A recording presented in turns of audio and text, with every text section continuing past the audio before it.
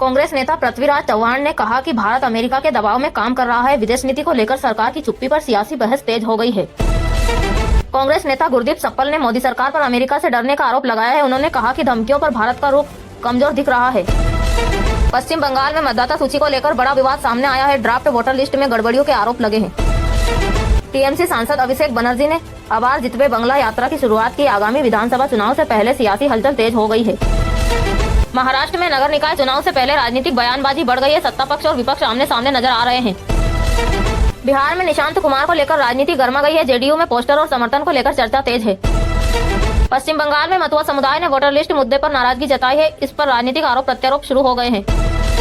Supreme court में लंबित मामलों की संख्या 92,000 के पार पहुंच गई है। न्यायिक व्यवस्था पर बढ़ते दबाव को बड़ी चुनौती बताया गया है। देश भर में विपक्षी दल केंद्र सरकार के खिलाफ हमलावर है। महंगाई और बेरोजगारी को बड़ा मुद्दा बनाया जा रहा है। आगामी चुनावों को लेकर राजनीतिक दलों की तैयारियां तेज हो गई है। रैलियों और यात्राओं का दौर लगातार जारी है। सोशल मीडिया पर नेताओं के बयान तेजी से वायरल हो रहे हैं। डिजिटल प्लेटफॉर्म राजनीति का नया अखाड़ा बन गया है। संसद सत्र से पहले सरकार और विपक्ष में टकराव के संकेत है। कई मुद्दों पर हंगामे के आसार नजर आ रहे हैं। 2026 के चुनावों को लेकर देश की राजनीति पूरी तरह सक्रिय हो गई है। आने वाले महीनों में सियासी गर्मी और बढ़ेगी। आज चांदी की कीमत 2,50,000 रुपए प्रति किलो के पार पहुंच गई है। सोने के दामों में भी मजबूती दर्ज की गई है। राजस्थान विधानसभा का बजट सत्र 28 जनवरी से शुरू होगा। शिक्षा से जुड़े अहम फैसलों की उम्मीद जताई जा रही है। भारत की विदेश नीति को लेकर अंतर्राष्ट्रीय स्तर पर चर्चा तेज है। विपक्ष ने सरकार से स्पष्ट जवाब की मांग की है।